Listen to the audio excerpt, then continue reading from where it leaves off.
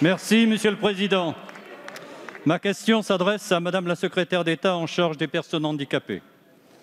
Le Ségur de la santé a ouvert une nouvelle ère pour le secteur hospitalier et les EHPAD. Nous nous en félicitons. C'était à la fois attendu, nécessaire et tellement mérité. Mais il a oublié le secteur du handicap. La consultation pour le Ségur de la santé a écarté de manière totalement injuste les acteurs qui œuvrent sous statut privé à but non lucratif dans le soin et l'accompagnement des personnes handicapées.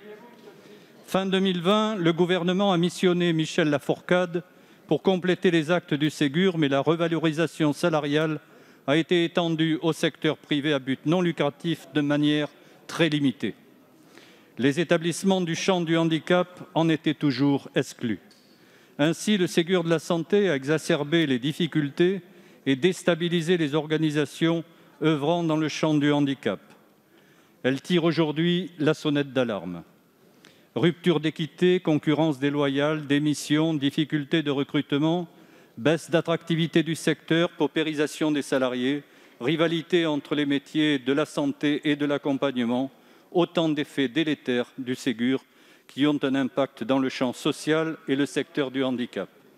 À titre d'exemple, un aide-soignant en début de carrière dans un même établissement percevra avec un niveau de diplôme inférieur un meilleur salaire qu'un éducateur spécialisé.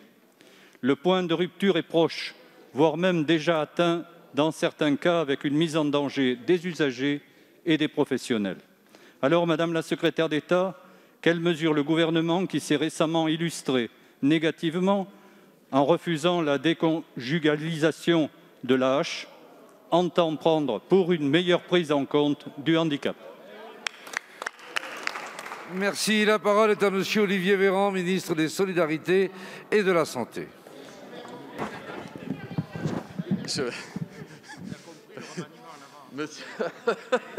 Pardon. Monsieur le député Alain David, je redeviens sérieux. Monsieur le député, merci pour votre question. Je crois avoir entendu, il faut arrêter le massacre à propos du Ségur.